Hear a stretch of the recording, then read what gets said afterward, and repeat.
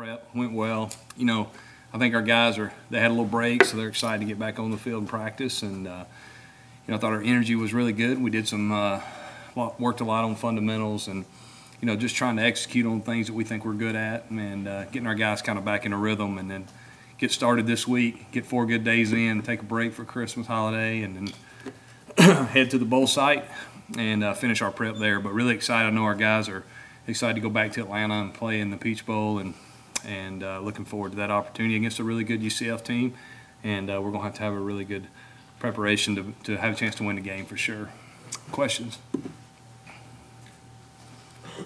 Chip, the young guys, how important are these couple of days right here for the young guys? Yeah, we just finished scrimmaging with those guys. We've done that the first 2 days. And that's what we're trying to emphasize with them, that this is a great opportunity for those guys to impress their coaches and the coordinators and the head coach and so forth. And I think those guys are rising to the challenge. They're excited. You can feel the energy when we at the end when we pull those guys together, and it's fun to see them get out there. And what's kind of neat too is seeing those guys progress all the way from fall camp to now. It's basically close to 6 months, I would say. So it's kind of fun to see those guys grow up, and I think we got guys that are improving.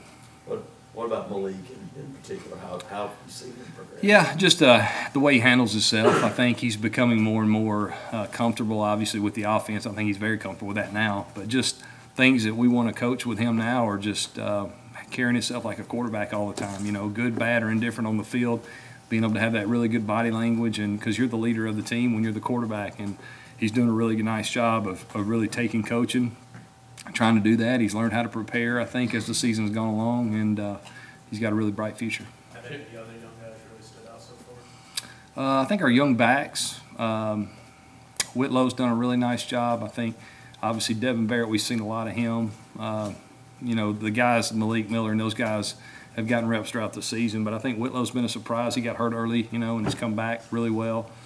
I think Noah's improved tremendously. He made a really good catch today with the young guys. And then up front, the O-line, I think Nick Brahms is a bright spot. Calvin Ashley, just some guys. John Samuel Shanker at 3 back. I think he's done some good things. So as a unit, I think that group's improving. Well, Calvin Ashley, he came in, obviously 5-star this, 5-star that. What has he done throughout the year for you, just with the scout team, and then obviously this week? Yeah, he's been, with the scout team running the defense, so I probably hadn't seen him as much as a normal guy that's with us all the time. But, he's got a lot of ability for sure, and I think he's got a really bright future. Just got to continue to play and get reps, and this bowl practice should be really good for him. Chip, when you look back, what was different in the championship game than the way you had played in November up to that point? Just didn't play as well. Turned the ball over was a huge thing. We had the turnover down there in the red zone, which you feel like you're going to get 3 points there. We had one blocked, I think, and then we fumbled there in the end when we're down. I think we're down 6 maybe or something, and just turnovers. I think that's the key. We didn't play as well, and when you add turnovers into it, playing a really good team, it's hard to beat those guys. Good football teams twice. You got to play even better, and we didn't do that. And so hopefully we're looking forward to kind of redeeming ourselves. I know Whitlow came in as a Auburn Athlete. You think he's found a home at running back, and what are some things you like about him? Yeah, I think he's probably we like him there at running back. I know that. You never say always that's where he'll be, but I think he's done a really nice job of filling in there, and he's definitely got a lot of ability. When you lose 4 seniors on your offensive line, is there some tinkering that can go on, kind of like a spring practice and preseason camp type of deal, where probably not. Figure some stuff out? Probably not so much in bowl practice. We're focused on trying to win the game, and we got to make sure we do a great job preparing. So probably that'll come really during spring ball. So what are those guys that were redshirted or haven't gotten a lot of reps? Kind of what can they get out of these bowl practices? Well, they're still getting reps. They're with the second group getting a lot of reps actually, and but we'll continue on the same plan. The guys that are getting reps kind of at the end are maybe a lot of the red shirts or guys that weren't in the top 2 units that were down there with the scout team a lot. Gives us an opportunity as offensive coach to see them, since really, to be honest with you, to this point, the defensive coaches see them more than we do, with scout team and so forth. But it's a good opportunity for a lot of young guys to get work for sure. We've seen him a lot on the field already, special teams, and offense. What has he done this week that's impressed you, and what does he really need to work on to make him a big-time impact player next year? He's made some plays, some contested catches. I think that's been a bright spot that I've noticed. And for him, it's just polishing, really, becoming a better route runner, being more consistent, catching the ball. And because, sometimes those young guys are so focused on running the right route, the right alignment, the right split, what's the coverage, which route do I run, and then they forget to catch the ball sometimes. So I think just putting it all together when it comes with time, and he's a really talented guy, and I think he's got a bright future. Where'd you like to play him, in the future? He can play inside and outside. So right now, with those young guys, he's kind of we're moving around, to be honest with you. He's played both.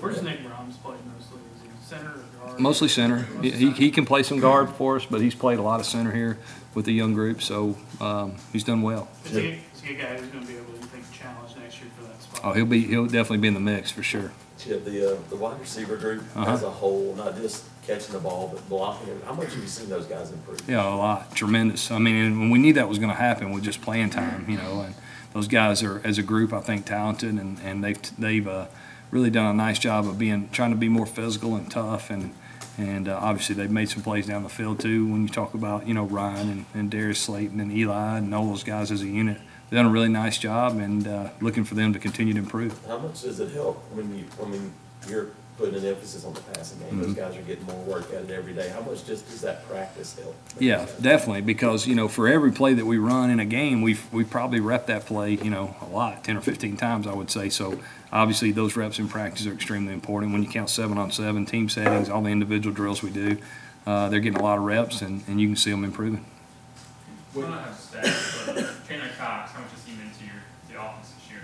Yeah, he's extremely important. I mean, he's the workhorse kind of. He's the guy that kind of gets it going in the run game and the pass game as well, as far as protection and blocking in the run game. So he's extremely valuable to us, kind of an unsung hero, I'd say.